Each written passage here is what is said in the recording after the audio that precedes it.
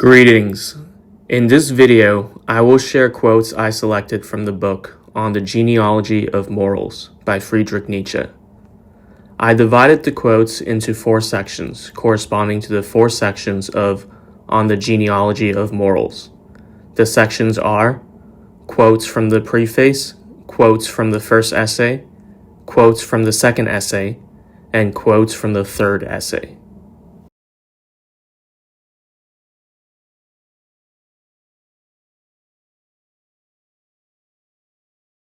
Under what conditions did man invent to value judgments good and evil? And what value do they themselves possess? For me, what was at stake was the value of morality. At issue was the value of the unegoistic, the instincts of compassion, self-abnegation, self-sacrifice, those very instincts which Schopenhauer had for so long made golden, godly, and transcendent, until finally they became for him values in themselves, on the basis of which he said no to life and also to himself. But it was against these very instincts that an increasingly fundamental suspicion, a skepticism which dug ever deeper, spoke out within me. It was here that I saw the great danger for mankind, its most sublime temptation and seduction, leading in what direction? Towards nothingness. It was here that I saw the beginning of the end, the stagnation, the tired nostalgia, the will turning against life, the melancholy and tender signs of the approach of the last illness. We stand in need of a critique of moral values. The value of these values itself should first of all be called into question. What if there existed a symptom of regression in the good man, likewise a danger, a temptation, a poison, a narcotic, by means of which the present were living at the expense of the future, perhaps more comfortably and less dangerously, but also in less grand style, in a humbler manner, so that none other than morality itself would be the culprit, if the highest power and splendor of the human type, in itself a possibility, were never to be reached, so that morality would constitute the danger of dangers?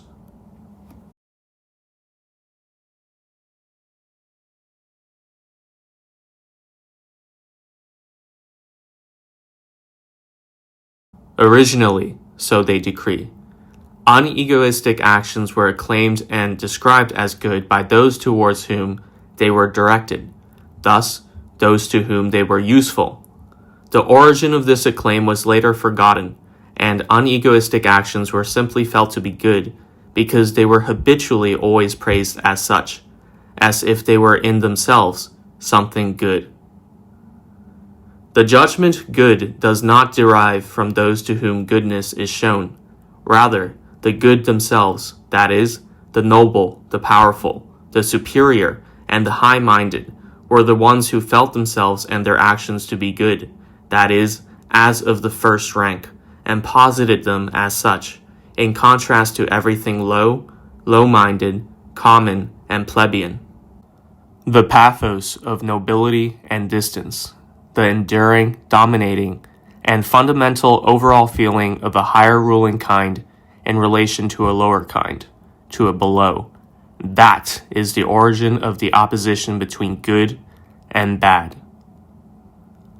There is from the outset absolutely no necessary connection between the word good and unegoistic actions.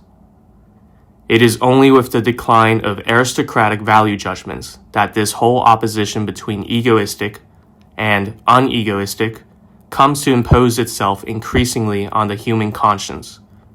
To adopt my own terminology, it is the herd instinct, which here finally has its chance to put in a word, and to put itself into words. What pointed me in the right direction was actually the question of what the designations of good coined in various languages meant from an etymological perspective.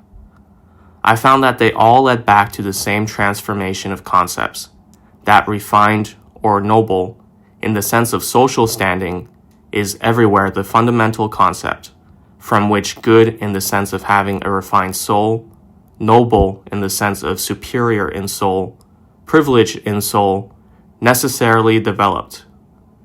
This development always ran parallel with that other one, by means of which common or plebeian or low ultimately slide over into the concept bad.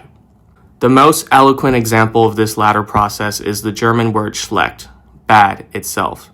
It is identical with schlicht, simple. Compare schlechtweg, schlechterdings, simply, and originally designated the simple common man in straightforward contrast to the nobleman, without at that time implying a suspicious sideward glance on the part of the speaker. Those of higher rank to name themselves according to their superiority in matters of power, as the powerful, the masters, those who command, or according to the most visible sign of this superiority, as for example, the wealthy, the owners. That is the meaning of aria.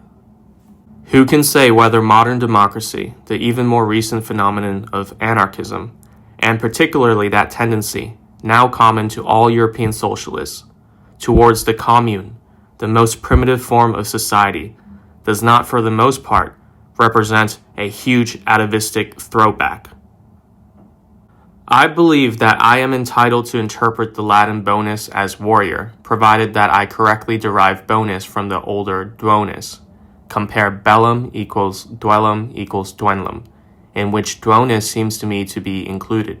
So bonus as a man of conflict, of division, duo, as warrior. From this it is clear in what a man's goodness consisted in ancient Rome.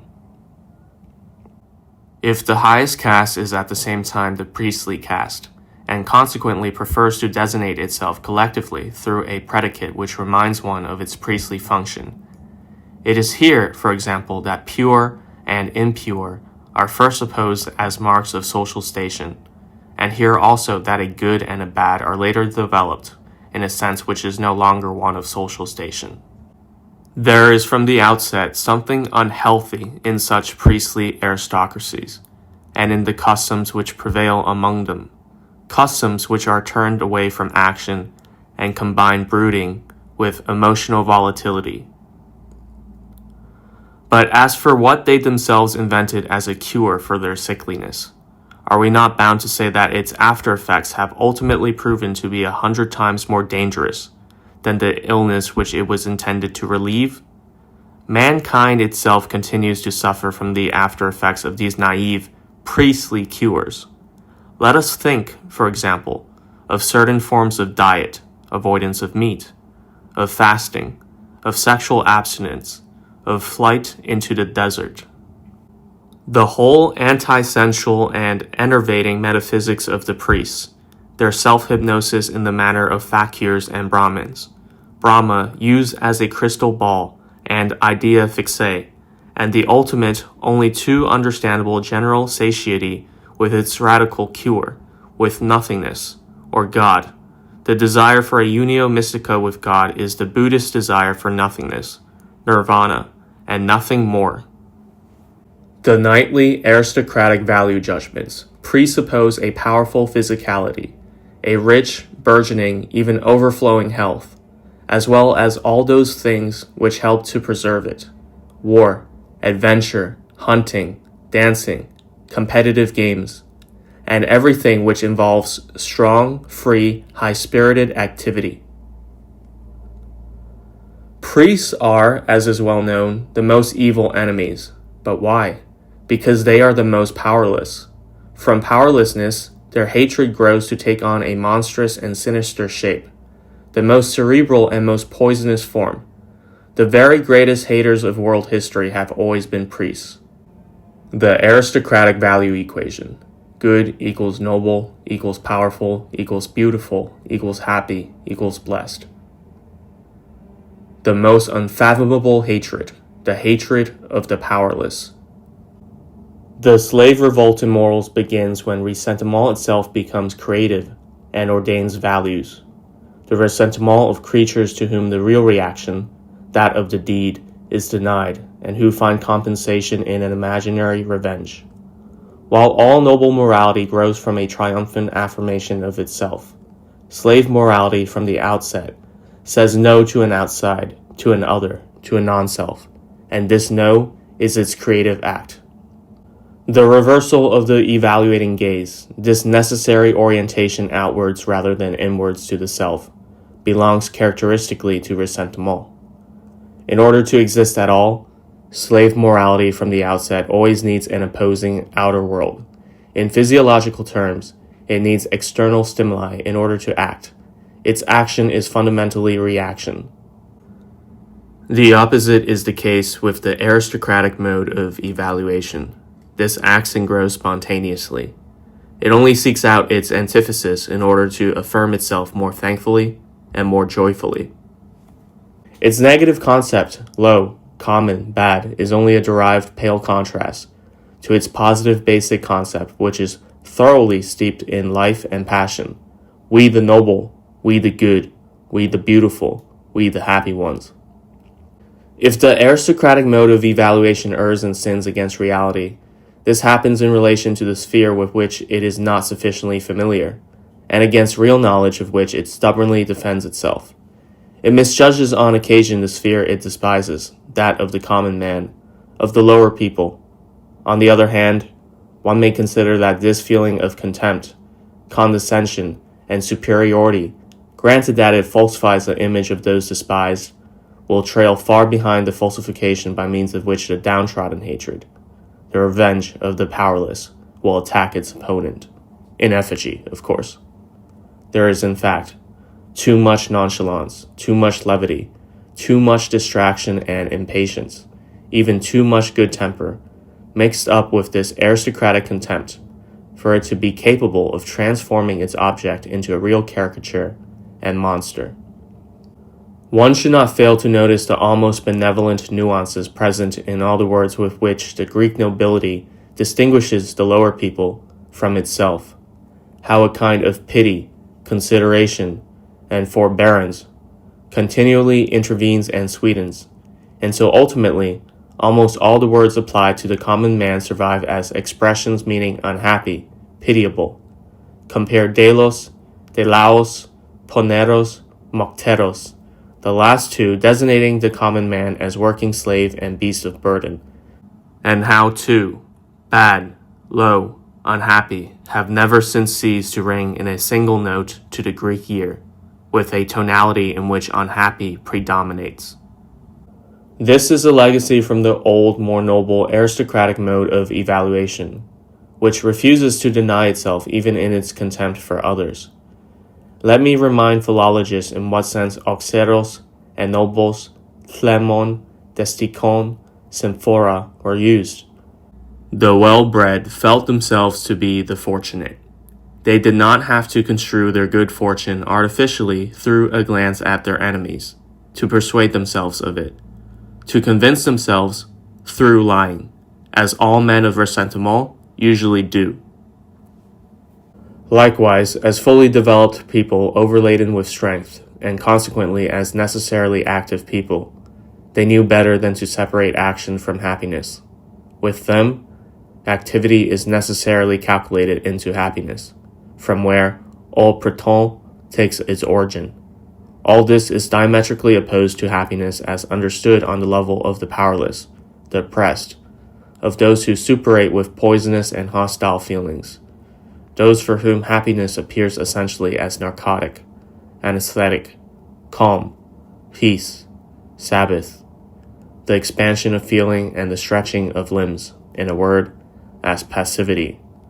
While the noble man lives for himself in trust and openness, Genios, of noble birth, underlines the nuance of honest and also naive. The man of ressentiment is neither upright nor naive in his dealings with others, nor is he honest and open with himself. His soul squints, his mind loves bolt holes, secret paths, back doors. He regards all hidden things as his world, his security, his refreshment. He has a perfect understanding of how to keep silent, how not to forget, how to wait, how to make himself provisionally small and submissive. A race of such men of ressentiment is bound in the end to become cleverer than any noble race. and it will respect cleverness to a completely different degree, that is, as a first condition of existence. In contrast, for aristocratic people, cleverness easily acquires a delicate taste of luxury and refinement. They long considered cleverness less essential than the smooth functioning of their unconscious regulating instincts, than a certain recklessness even. This latter took the form of a bold impetuosity, whether with respect to danger, the enemy, or the instantaneous outbursts of wrath, love, respect, gratitude, and revenge, by means of which noble souls have at all times recognized one another. For the ressentiment of the nobleman himself, if it appears at all, completes and exhausts itself in an immediate reaction. For that reason, it does not poison. On the other hand, ressentiment simply fails to appear in countless cases where its emergence would be inevitable among the weak and the powerless. To be incapable of taking one's enemies, accidents, even one's misdeeds seriously for long, such is the sign of strong, full natures in possession of a surplus of the power to shape, form, and heal, of the power which also enables one to forget.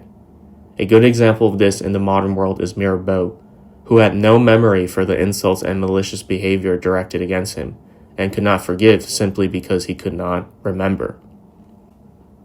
Such a man with a single shrug shakes off much of that which worms and digs its way into others. Here alone is actual love of one's enemy possible, assuming that such a thing is at all possible on earth.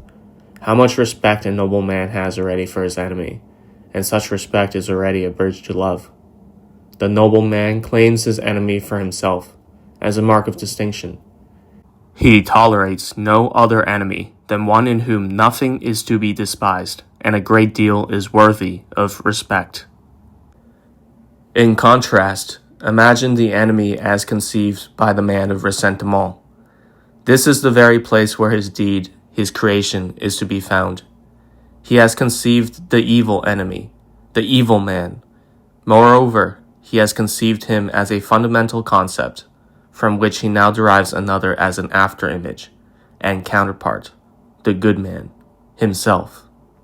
This, then, is the very opposite of what the noble man does, for the latter conceives the fundamental concept good spontaneously and in advance, that is, from his own point of view, and only then does he proceed to create for himself an idea of the bad. This bad of noble origin, and that evil which issues from the cauldron of insatiable hatred, the former being a retrospective creation, an incidental, a complementary color, while the latter is the original, the beginning, the real deed in the conception of a slave morality. What a difference there is between these two words bad and evil, in spite of the fact that they both appear to stand in opposition to one and the same concept of good. But it is not the same concept of good which is involved in each case. The question which should be asked is rather, who is actually evil according to the morality of ressentiment?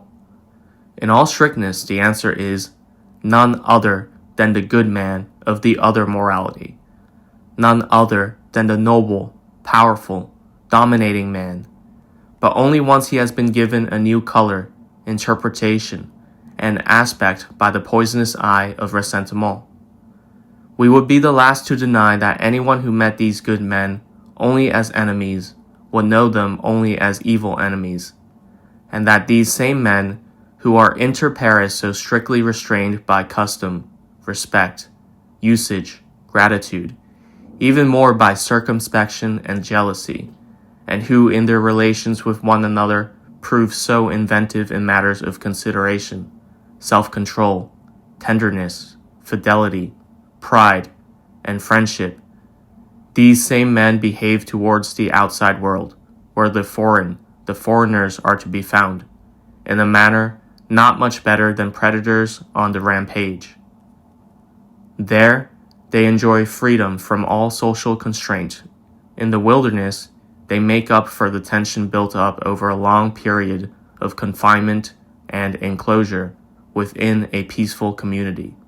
They regress to the innocence of the predator's conscience, as rejoicing monsters, capable of high spirits, as they walk away without qualms from a horrific succession of murder, arson, violence, and torture, as if it were nothing more than a student prank, something new for the poets to sing and celebrate for some time to come. There is no mistaking the predator beneath. The noble races are the ones who, wherever they have gone, have left the concept barbarian in their wake. And awareness of this is betrayed even by their highest culture, which actually takes pride in it. For example, when Pericles says to his Athenians in that famous funeral address, "Wherever our boldness has given us access to land and sea, we have established everlasting monuments of good and wickedness." It is the meaning of all culture to breed a tame and civilized animal, a domestic animal, from the predatory animal man. What causes our revulsion from man today? For we suffer from man, there is no doubt. Not fear, but rather the fact that we no longer have anything to fear from man. That man squirms like a worm before us. That the tame man, the irremediably mediocre and unedifying man, has already learnt to regard himself as goal and destination, as the meaning of history, as the higher man, and even that he has a certain right to regard himself as such, in so far as he senses his superiority over the surplus of failed, sickly, tired, worn-out people who are beginning to make Europe smell, in so far as he represents something which remains at least relatively successful, something which is still capable of life, something which affirms life. At this point, I cannot suppress a sigh and one remaining hope. What of all things am I unable to tolerate? The only thing which I find it impossible to deal with, which makes me choke and languish? Bad air, bad air. When something failed draws near, when I am obliged to smell the entrails of a failed soul.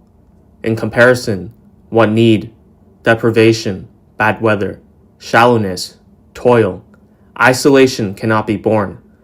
Basically, one can deal with everything else, born as one is to a subterranean existence of struggle. Again and again, one will reach the light. Again and again, experience the golden hour of victory. And then stand forth newborn, indestructible, tensed in readiness for what is new, more difficult, more distant, like a bow which every necessity merely draws tighter. But from time to time let me be granted, if such things as divine patronesses actually exist beyond good and evil. Let me be granted a glimpse, just one glimpse of something complete, wholly successful, happy, powerful, triumphant, something still capable of inspiring fear, a glimpse of a man who justifies mankind, of a compensatory, redeeming stroke of luck on the part of man, a reason to retain faith in mankind. But let us return to our problem, for our discussion of the problem of the other origin of good as conceived by the man of ressentiment, requires its conclusion. That lambs bear ill will towards large birds of prey is hardly strange, but is in itself no reason to blame large birds of prey for making off with little lambs. And if the lambs say among themselves, "These birds of prey are evil," and whoever is as little of a bird of prey as possible, indeed, rather the opposite, a lamb, should he not be said to be good? Then, there can be no objection to setting up an ideal like this, even if the birds of prey might look down on it a little contemptuously, and perhaps say to themselves, "We bear them no ill will at all, these good lambs. Indeed, we love them. There is nothing tastier than a tender lamb." To demand of strength that it should not express itself as strength, that it should not be a will to overcome, overthrow, dominate, a thirst for enemies and resistance and triumph, makes as little sense as to demand of weakness that it should express itself as strength. A quantum of force is also a quantum of drive, will, action. In fact, it is nothing more than this driving, willing, acting. And it is only through the seduction of language, and through the fundamental errors of reason petrified in it, language which understands and misunderstands all action as conditioned by an actor, by a subject, that it can appear otherwise. Just as the common people distinguish lightning from the flash of light, and takes the latter as doing, as the effect of a subject which is called lightning, just so popular morality distinguishes strength from expressions of strength, as if behind a strong individual there were an indifferent substratum which was at liberty to express or not to express strength. But no such substratum exists. There is no being behind doing, acting, becoming. The doer is merely a fiction imposed on the doing. The doing itself is everything. Basically, the common people represent the doing twice over. When they make lightning flash, that is a doing doubled by another doing. It posits the same event once as cause, and then once again as effect. The natural scientists do not fare any better when they say force moves, force causes, and the like. In spite of all its coldness, its freedom from emotion, our entire science is still subject to the seduction of language, and has not shaken itself free of the monstrous changelings, the subjects, foisted upon it. The atom is an example of such a changeling, as is the Kantian thing in itself. No wonder that the downtrodden and surreptitiously smoldering emotions of revenge and hatred exploit disbelief in their own interests, and maintain no belief with greater intensity than that the strong may freely choose to be weak, and the bird of prey to be lamb. And so they win the right to blame the bird of prey for simply being a bird of prey. If out of the vindictive cunning of impotence, the oppressed, downtrodden, and violated tell themselves, let us be different from the evil, that is good, and the good man is the one who refrains from violation, who harms no one, who attacks no one, who fails to retaliate, who leaves revenge to God, who lives as we do in seclusion, who avoids all evil and above all asks little of life as we do, the patient, the humble, the just. When listened to coldly and without prejudice, this actually means nothing more than, we weak men are after all weak. It would be good if we refrained from doing anything for which we lack sufficient strength. But this dry matter-of-factness, this cleverness of the lowest rank, which even insects possess, insects which, in situations of great danger, probably play dead in order not to do too much, has, thanks to the forgery and self-deception of impotence, clothed itself in the magnificence of self-abnegating, calm, and patient virtue, exactly as if the weakness of the weak man itself, that is, his essence, his action, his whole single, unavoidable, irredeemable reality, were a free achievement, something willed, chosen, a deed, a merit, bound to do so by his instinct of self-preservation and self-affirmation, an instinct which habitually sanctifies every lie. This kind of man discovered his faith in the indifferent, freely choosing subject. The subject, or to adopt a more popular idiom, the soul, has, therefore, been perhaps the best article of faith on earth so far, since it enables the majority of mortals, the weak and downtrodden of all sorts, to practice that sublime self-deception, the interpretation of weakness itself as freedom, of the way they simply are as merit. It seems to me that lies are being told. Weakness is to be transformed into a merit through lies, and the impotent failure to retaliate is to be transformed into goodness, craven fear into humility, submission to those one hates into obedience. Obedience, that is, towards the authority who, so they claim, ordered this submission. They call him God.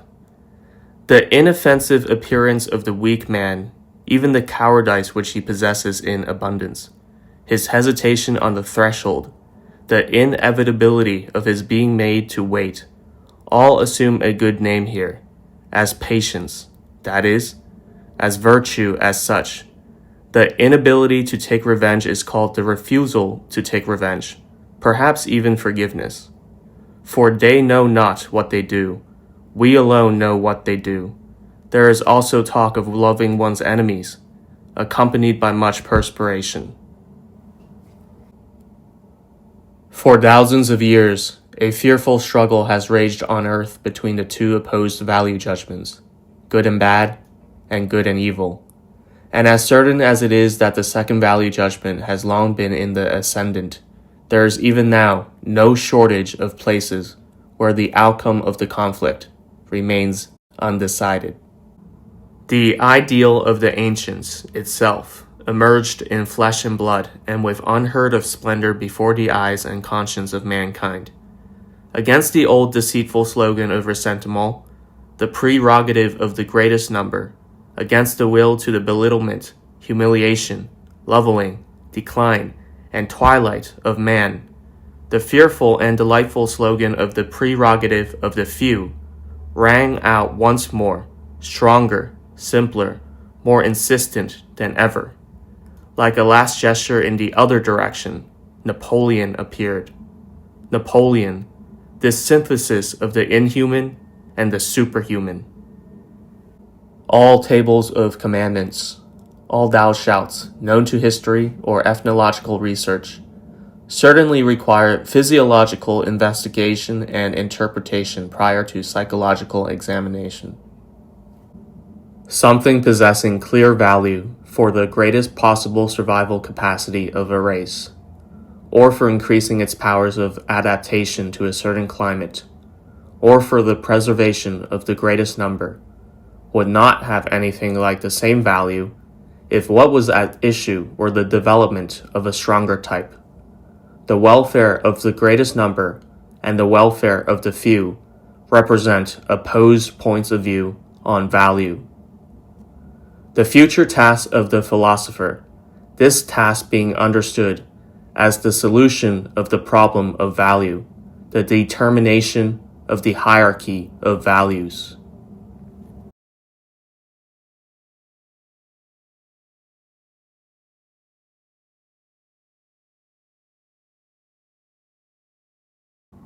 It was by means of the morality of custom and the social straitjacket that man was really made calculable.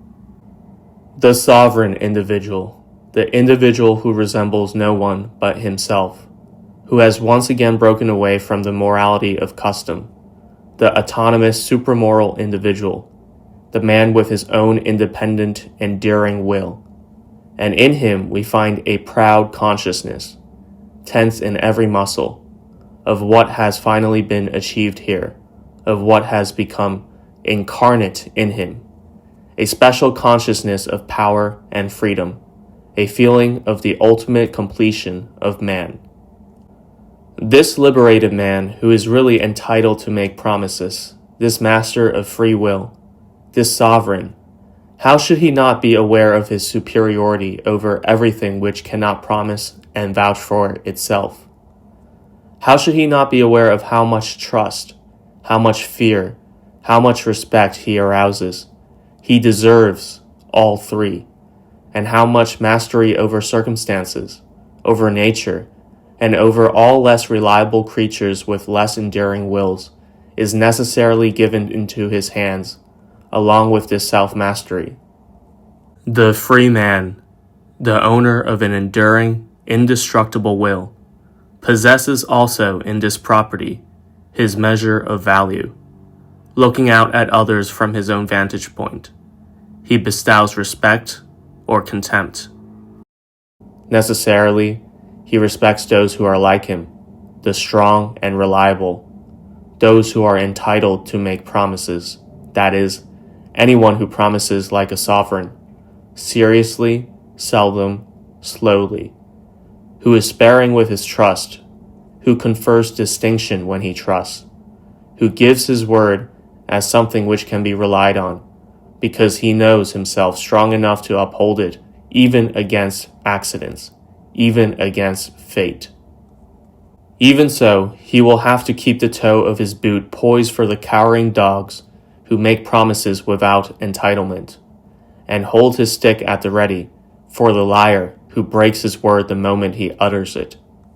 The proud knowledge of this extraordinary privilege of responsibility, the consciousness of this rare freedom, this power over oneself and over fate, has sunk down into his innermost depths and has become an instinct, a dominant instinct. What will he call it, this dominant instinct, assuming that he needs a name for it? About that there can be no doubt. This sovereign man calls it his conscience. The central moral concept of guilt, Schuld, originated from the very material concept of debt, Schulden. Punishment as a form of repayment has developed in complete independence from any presupposition about free will or the lack of it. The thought that the criminal deserves punishment because he could have acted otherwise is in fact an extremely recent and refined form of human judgment and logic. In order to instill trust for his promise of repayment, in order to give a guarantee for the seriousness and sacredness of his promise, in order to impress repayment as a duty and obligation sharply upon his own conscience, the debtor contractually pledges to the creditor, in the event of non-payment, something which he otherwise still possesses, something over which he still has power. For example, his body or his wife or his freedom or even his life. Instead of a direct compensation for the damage done, that is, instead of money, land, possessions of whatever sort, a sort of pleasure is conceded to the creditor as a form of repayment and recompense. The pleasure of being able to vent his power without a second thought on someone who is powerless. The pleasure of violation. This enjoyment will be prized all the more highly, the lower the creditor stands in the social order. By means of the punishment inflicted on the debtor, the creditor partakes of a privilege of the masters. To what extent can suffering compensate for debt? To the extent that inflicting pain occasions the greatest pleasure, to the extent that the injured party exchanges for the damage done, together with the displeasure it causes, an extraordinary pleasure which offsets it, the opportunity to inflict suffering, an actual festivity, something which, as I said, is valued all the more highly the more it contradicts the social standing of the creditor. Cruelty constituted the great festivity and pleasure of mankind in earlier days.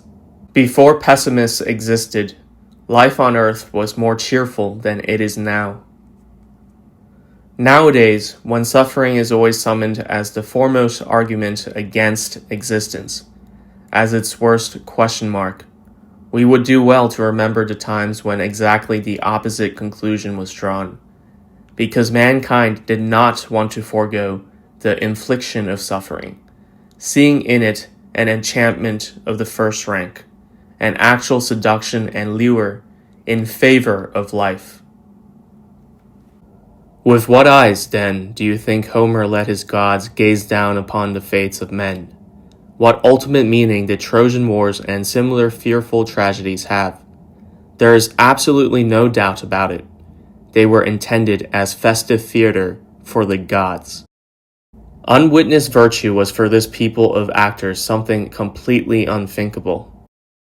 On the stage world, real novelty, really unprecedented suspense, plot complications, and catastrophes ought never to be in short supply.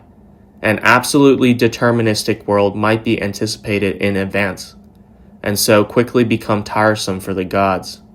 Reason enough for these friends of the gods, the philosophers, not to expect the gods to put up with such a deterministic world.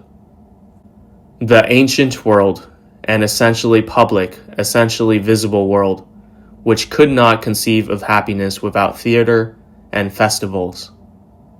The feeling of guilt, of personal responsibility originated, as we have seen, in the earliest and most primordial relationship between men, in the relationship between buyer and seller, debtor and creditor. Justice, at the earliest stage of its development, is the goodwill which prevails among those of roughly equal power to come to terms with one another. The community stands in the same important fundamental relationship to its members as the creditor does to his debtors. One lives in a community. One enjoys the advantages of a community. The criminal is above all someone who breaks a contractual commitment, breaks his word towards the whole community. The criminal is a debtor who not only fails to repay the advantages and advances offered to him, but even attacks his creditors, and for that reason he is from that point on, not only, as is just, denied all these goods and advantages, he is also reminded of what these goods represent. The fury of the aggrieved creditor, of the community, returns him to the wild and outlaw status from which he was previously protected. It expels him, and now every kind of hostility may be vented on him. Punishment is, then, the prerogative of the victor and celebration of the vae victis. The humanity of the creditor has always increased in proportion to his wealth. The really active feelings, such as the desire to dominate, to possess, and the like. Just a tiny amount of aggression, malice, and insinuation is sufficient to make even the most honest people see red, and to deprive them of an impartial eye.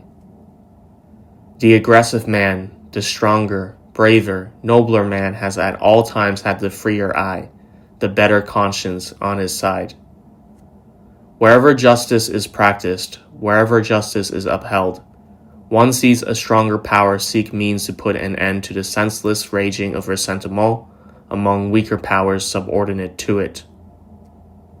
There is a world of difference between the reason for something coming into existence in the first place and the ultimate use to which it is put. All aims, all uses, are merely signs indicating that a will to power has mastered something less powerful than itself, and impressed the meaning of the function upon it in accordance with its own interests. The mass of humanity sacrificed to the flourishing of a single stronger species of man, now that would be progress. A will to power manifesting itself in all things and events. Adaptation, a second-order activity, a mere reactivity. The essence of life, its will to power, the priority of the spontaneous, attacking, overcoming, reinterpreting, restructuring, and shaping forces, whose action precedes adaptation, the dominating role of the organism's highest functionaries, in which the vital will manifests itself actively and in its form-giving capacity. Punishment as a way of rendering harmless, of preventing further damage. Punishment as compensation in any form to the victim for the harm done, also in the form of emotional compensation. Punishment as the isolation of something which disturbs equilibrium, in order to prevent the disturbance from spreading. Punishment as a means of instilling fear of those who determine and exact punishment. Punishment as a form of forfeit, due in return for the advantages which the criminal previously enjoyed, as, for example, when he is made useful as slave labor in the mines. Punishment as elimination of a degenerate element, in certain circumstances, of a whole branch, as in Chinese law, hence as a means towards maintaining racial purity or a social type. Punishment as festivity, that is, as the violation and humiliation of an enemy finally overcome.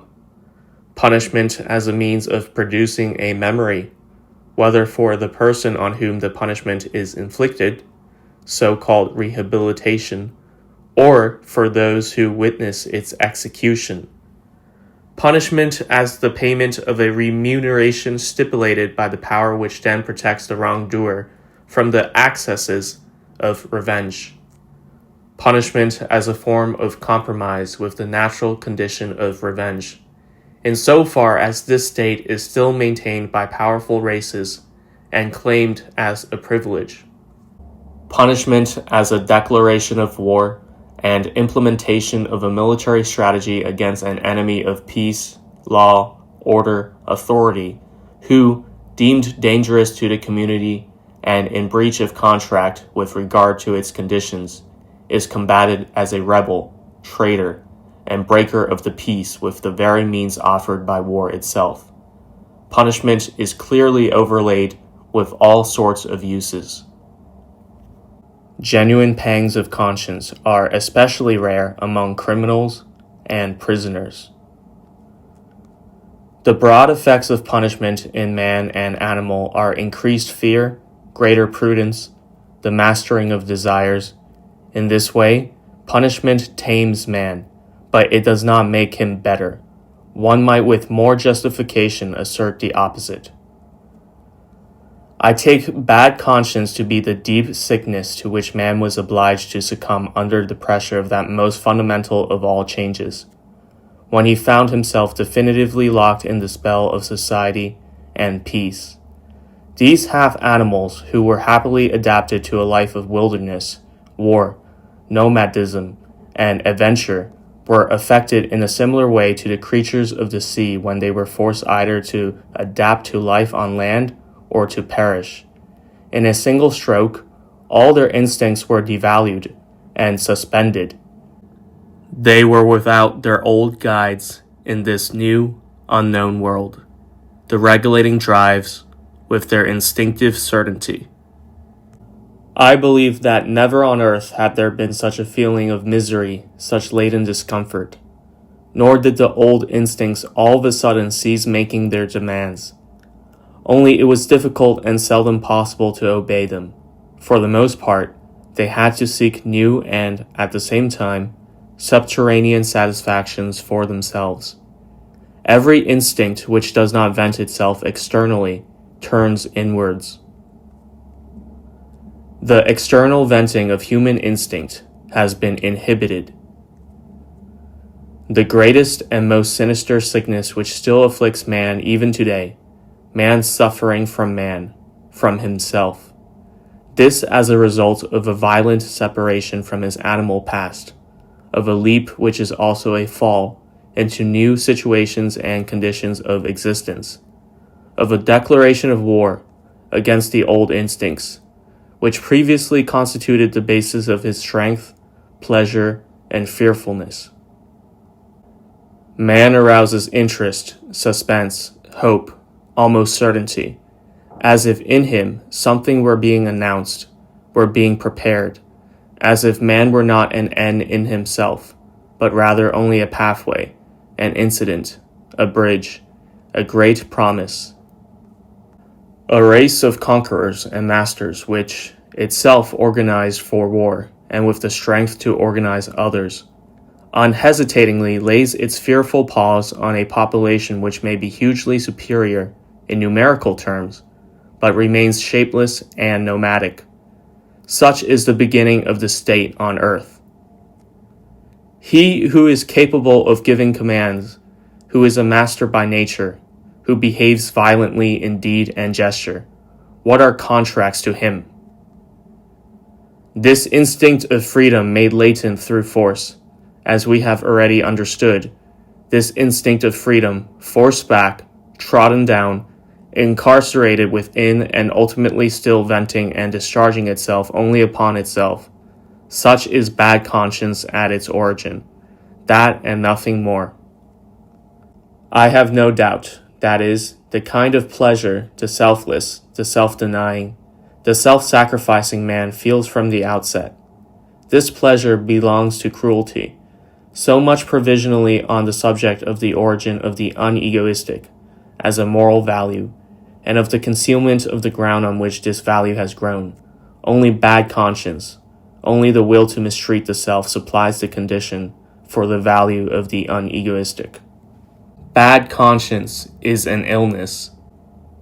Within the original race community, the living generation always recognizes a juridical obligation towards the earlier generation, and particularly towards the earliest generation, which founded the race. The conviction prevails that the race only exists by virtue of the sacrifice and achievements of the forefathers, and that one is obliged to repay them through sacrifice and achievements. The fear of the forefather and of his power, the consciousness of indebtedness towards him, necessarily increases in exact proportion as the power of the race itself increases, as the race itself becomes ever more victorious, independent, respected, feared. Every step towards the withering of the race, all the arbitrary miseries, all signs of degeneration, of approaching dissolution, always rather reduce the fear of the spirit of the founder, and give rise to an ever weaker impression of his wisdom, foresight, and powerful presence. Those widespread slave and serf populations, which have adapted themselves to the divine cult of their masters, whether through compulsion or through submissiveness and mimicry. The arrival of the Christian God, as the uttermost example of godliness so far realized on earth, has brought with it the phenomenon of the uttermost sense of guilt. The nihilistic renunciation of existence, the desire for nothingness, Buddhism. The will to self-torture, that downtrodden cruelty of the internalized animal man who has been chased back into himself, of the man locked up in the state in order to be tamed, the man who invented bad conscience in order to inflict pain on himself, after the more natural outlet for this desire to inflict pain was obstructed. This man of bad conscience has assumed control of the religious presupposition in order to carry his self-punishment to the most horrific pitch of harsh intensity. Indebtedness towards God, this thought becomes for him an instrument of torture. In God, he apprehends the ultimate opposing principle to his actual and irredeemable animal instincts. He himself reinterprets these animal instincts as a debt towards God, as hostility, rebellion, revolt against the Master, the Father, the original founding father and beginning of the world. In man, there is so much that is horrific. The earth has been a madhouse for too long already. Glance at the Greek gods, those reflections of noble and self-controlled man, in whom the animal in man felt himself deified, and did not tear himself apart, did not rage against himself. The Greeks of the strongest, boldest period have themselves admitted as much as the reason for a great deal of what is bad and disastrous. Foolishness, not sin. The gods at that time served to justify man even to a certain extent in wicked actions. They served as the cause of evil. For all too long, man has looked askance at his natural inclinations, with the result that they have ultimately become interwoven with bad conscience. Attempt instead to interweave bad conscience with the unnatural inclinations. The absurd, the anti-instinctual, the anti-animal, in short, to what have up to now been regarded as ideals, ideals which are all hostile to life. Such a goal would require different kinds of spirit than are likely in this period, of all periods. Spirits who, strengthened through wars and victories, have developed a need for conquest, adventure, danger, pain. It would require acclimatization to sharp, high-altitude air, to winter expeditions, to ice and mountains in every sense. It would even require a kind of sublime wickedness, a last, self-assured intellectual malice which belongs to great health. It would require, in short, and which is bad enough, nothing less than this great health itself. This man of the future, who will redeem us as much from the previous ideal as from what was bound to grow out of it, from the great disgust, from the will to nothingness, from nihilism, this midday stroke of the bell, this toll of great decision, which once again liberates the will, which once again gives the earth its goal and man his hope. This anti-Christian and anti-nihilist, this conqueror of God and of nothingness, he must come one day.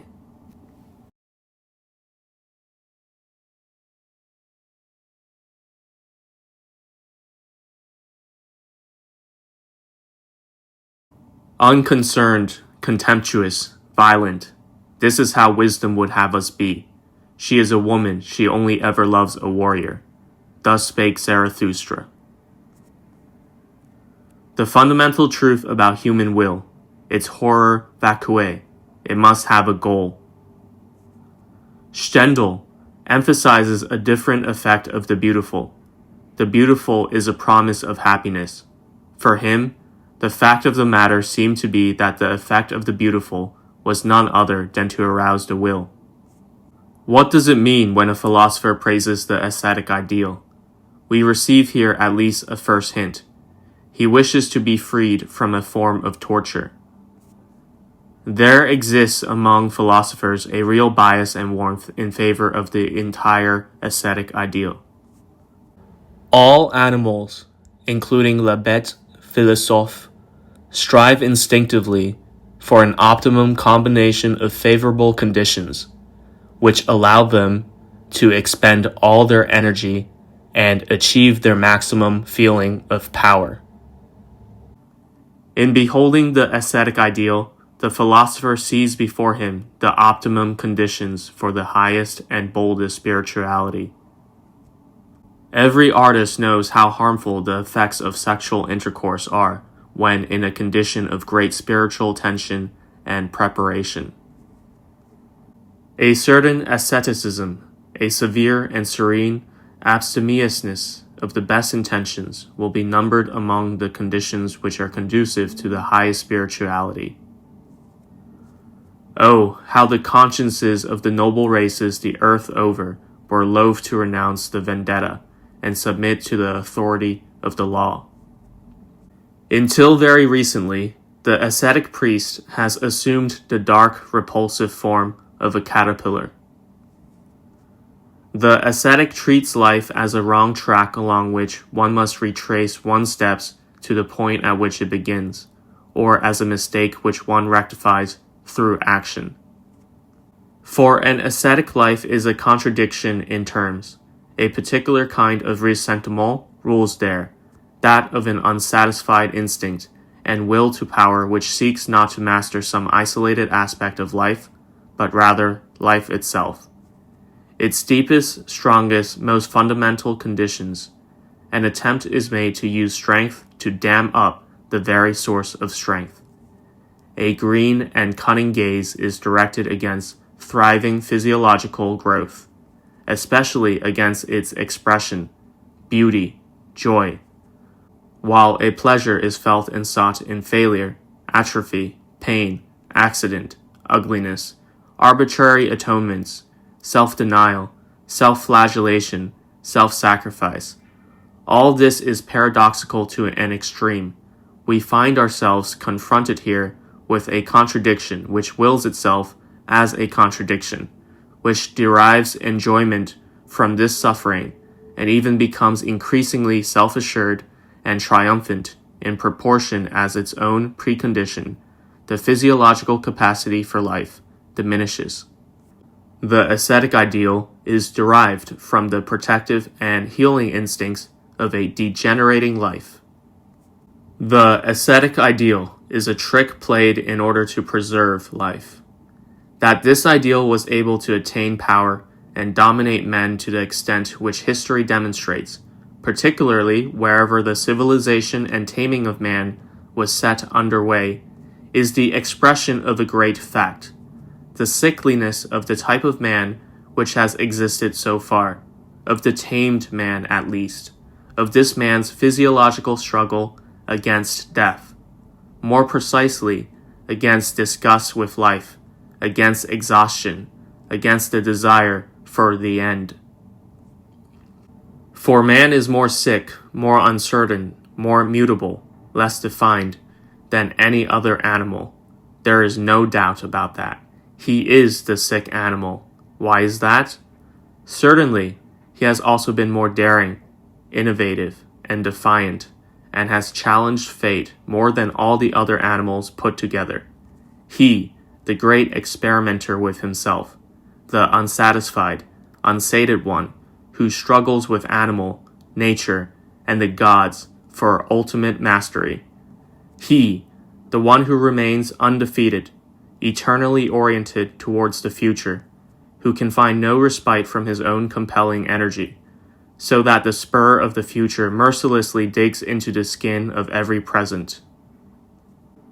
The more normal sickliness is in man, and we cannot dispute its normality, the more one should respect the rare cases of psychic and physical strength, mankind's strokes of luck, and all the more carefully protect those who are well constituted from the worst air, the air of the sick. The sick represent the greatest danger for the healthy. It is not the strongest, but the weakest who spell disaster for the strong. The sickly constitute the greatest danger to man. Those who are from the outset victims, downtrodden, broken, they are the ones, the weakest are the ones, who most undermine life among men, who most dangerously poison and question our trust in life, in man. The conspiracy of the suffering against the well-constituted and the victorious. Here, the sight of the victor is the object of hatred. They monopolize virtue now, these weak and incurably sick men. There is no doubt about that. We alone are the good, the just. This is the way they speak. We alone are the hominis bonae voluntatis. They wander around among us as living reproaches and warnings, as if health, good constitution, strength, pride, the sense of power, were in themselves marks of depravity, which would at some stage require atonement, bitter atonement. Ah, how ready they are at bottom to compel atonement, how they thirst after the opportunity to be executioners. There is among them a plethora of vindictive men disguised as judges, whose mouths continually secrete the word justice like a poisonous saliva, with lips always pursed, ready to spit at anything which looks content and goes its way in good spirits. Among them, too, there is no shortage of that most revolting species of vain men, the deceitful deformities who are out to play the part of beautiful souls, and to hawk around their ruined sensuality, dressed up in poetry and other swaddling clothes, as purity of heart, the species of moral onanis, and those who indulge in self-satisfaction. The will of the sick to display any form of superiority, its instinct for secret paths which lead to a tyranny over the healthy. Where is it not to be found, this will to power of the weakest?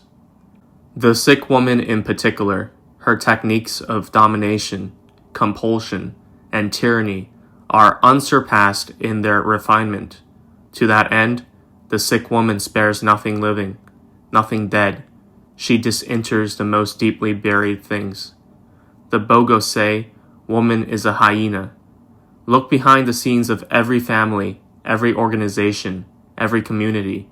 The struggle of the sick against the healthy is everywhere to be found. A silent struggle for the most part, with poison in small doses, with pinpricks, with sly games of long-suffering expressions, but also with that Pharisee tactic of the sick, the loud gesture, whose favorite part is that of righteous indignation.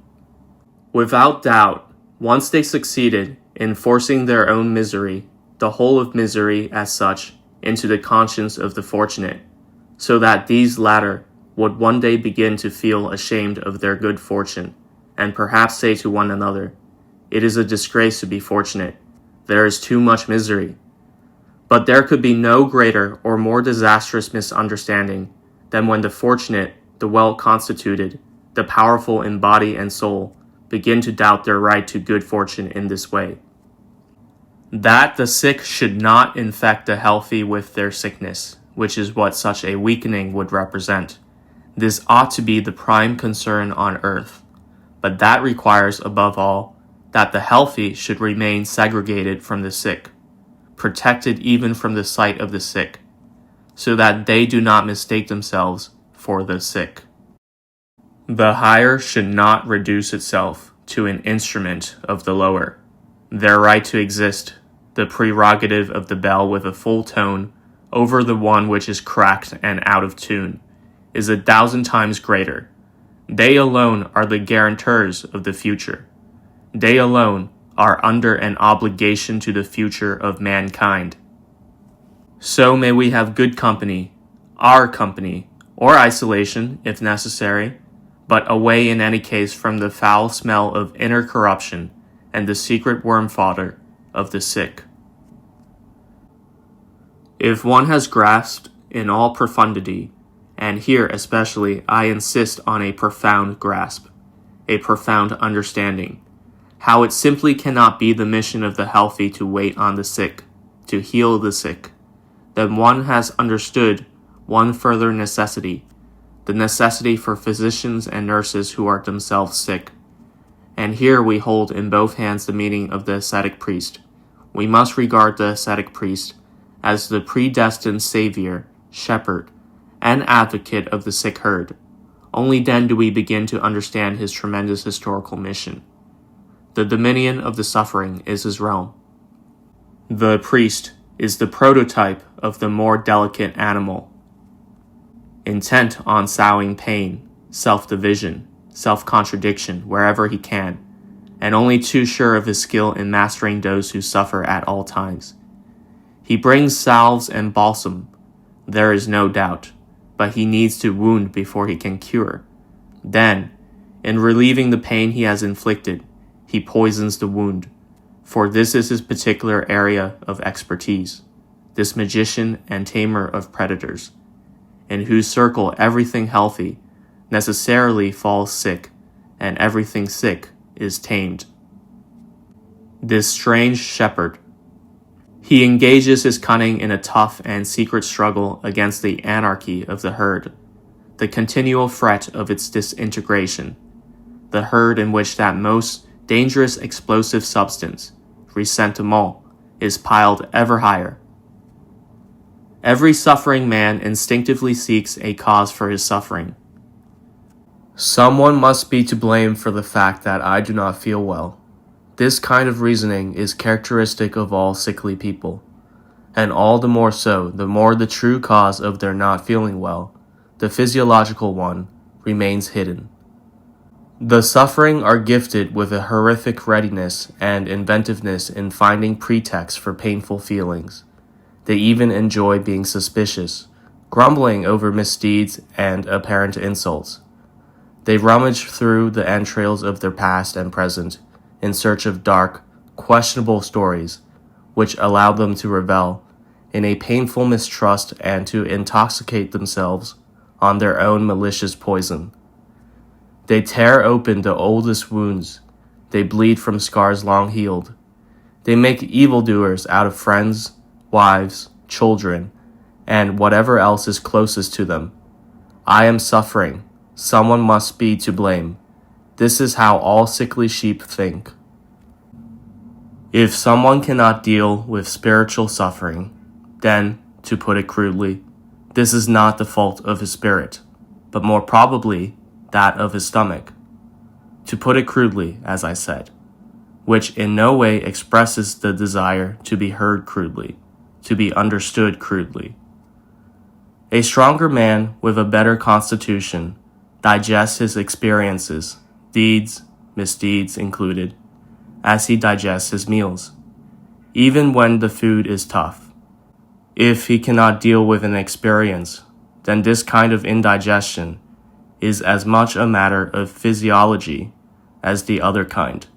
and is in fact often only one of the consequences of the other kind.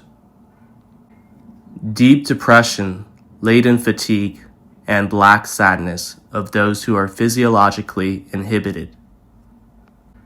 The wrong diet, alcoholism in the Middle Ages, the nonsense of vegetarians, which, admittedly, has the authority of Shakespeare's foolish knight, Sir Andrew Aguecheek, on its side, or from blood poisoning, malaria, syphilis, and the like. The German Depression after the 30 Years' War, which afflicted half of Germany with serious illness and thus prepared the ground for German servility, German faint-heartedness. This domineering listlessness is combated through means which reduce the feeling of life itself to its lowest point. Where possible, will and desire are eliminated entirely. Everything which produces feeling, which produces blood, is avoided. A salt-free diet, the hygiene of the fakir. No love, no hatred, equanimity, no revenge, no self-enrichment, no work, begging. Where possible, no women, or as few as possible. With respect to the spiritual, Pascal's principle, il faut s'abattre, is adopted. The result, expressed in terms of psychology and morality, is the loss of the self, sanctification, in physiological terms, hypnosis, the attempt to achieve for man something approximating hibernation for some kinds of animal, estivation for many plants in a hot climate, the minimum metabolic rate which maintains life below the level of real consciousness. It will not be easy for us to take seriously the way in which these men who are tired of life, too tired even to dream, appreciate deep sleep. The hypnotic feeling of nothingness, the rest of the deepest sleep, the absence of pain, in short, the suffering and fundamentally disgruntled hold this as the highest good. The strongest, most life-affirming drive, the will to power. From a desire to shake off their stifling listlessness and sense of weakness, all the sick and sickly strive instinctively after a herd organization. The strong are as naturally inclined to disperse as the weak are to congregate. When the former join together, it is only with a view to an aggressive collective action and satisfaction of their will to power, and with much reluctance on the part of individual conscience. The latter, on the other hand, take pleasure in the very act of assembly. In the process, their instinct is satisfied to the same extent that the instinct of the born masters, that is, the solitary predatory species of man, is deeply irritated and disturbed by organization. The means of the ascetic priest which we have encountered so far, complete dampening of the feeling of life, mechanical activity, modest pleasures, foremost among these being love of one's neighbor, organization in herds, the awakening of a communal feeling of power, by means of which the individual's frustration with himself is submerged by his pleasure in the thriving of the community. The master stroke which the ascetic priest permitted himself in order to play heart-rending and enraptured music of all kinds upon the human soul was, as everyone knows, his exploitation of the sense of guilt. If one wishes to suggest that such a system of treatment has improved man, I will not dispute that.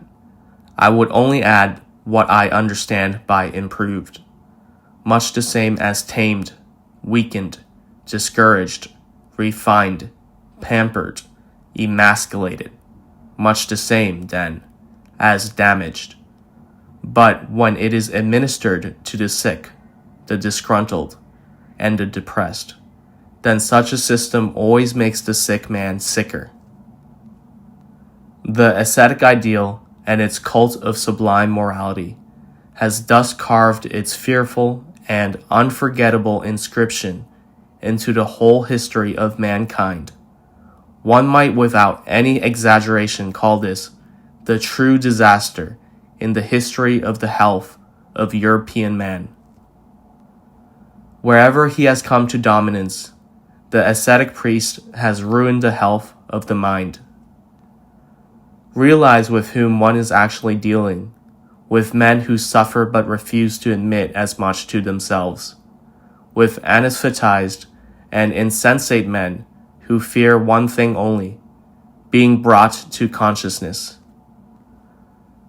Up to now, the ascetic ideal has dominated all philosophy. Do not come to me with science when I am looking for the natural antagonist of the ascetic ideal. Seriousness, the most unmistakable sign of a straining metabolism, of an increasingly arduous struggle for life. Take a look at the periods in the history of a people in which the scholar comes to the fore. They are times of exhaustion, often of twilight, of decline. The predominance of mandarins is never a good sign, just as little as the advent of democracy, of international courts of peace instead of wars, of equal rights for women, of the religion of compassion, and whatever other symptoms there are of life in decline. Is the very self-belittlement of man not continuing its inexorable progress? Oh, the belief in his worth, uniqueness, irreplaceability in the chain of being is a thing of the past. He has become an animal in the literal sense, without qualification or reservation. He, who previously believed himself almost a god. Modern historiography. It affirms as little as it denies. It ascertains. It describes. All this is ascetic to a high degree, but it is at the same time, and to an even higher degree, nihilistic. Make no mistake. Absolute, honest atheism is not the antithesis of the ideal which it appears to be. It is rather only one of the last phases of its development. Sankhya philosophy, which was then popularized and turned into a religion by Buddha. We can no longer conceal from ourselves what this willing directed by the ascetic ideal actually expresses in its entirety. This hatred of the human, and even more of the animal, of the material, this revulsion from the senses, from reason itself, this fear of happiness and beauty, this yearning to pass beyond all appearance, change, becoming, death, desire, beyond yearning itself. All this represents, may we be bold enough to grasp this, a will to nothingness, an aversion to life, a rebellion against the most fundamental preconditions of life, but which is and remains nonetheless a will. And to say once again in conclusion what I said at the beginning, man would rather will nothingness than not will at all.